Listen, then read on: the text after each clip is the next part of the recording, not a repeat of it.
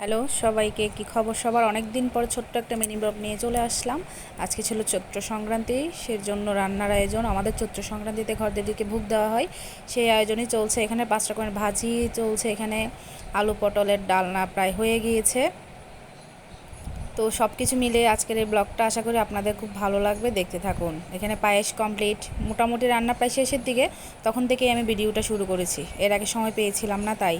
পোলাও হয়ে গিয়েছে, এখানে তিতা করলা ভাজি, তারপর সবজি যেটাকে পাচন বলা হয়, তারপর শাক, এটা হচ্ছে আম ডাল। আমাদের চৈত্র সংক্রান্তিতে অবশ্যই মটর ডাল আম দিয়ে রান্না করে ভোগ দিতে হয়।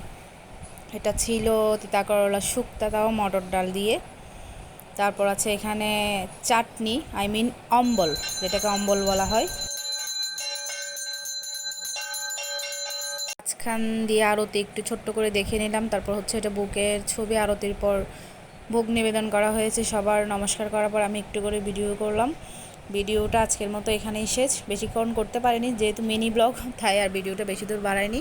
তো বরাবরের মতোই সবাই ভালো থাকবেন, সুস্থ থাকবেন এবং সাবধানে থাকবেন। আর আমার ভিডিও দেখে আপনাদের ভালো লাগলে অবশ্যই লাইক কমেন্ট শেয়ার করে আমার পাশে থাকবেন। So thanks for watching. আজকের মতো এখানেই বিদায় নিচ্ছি, টাটা।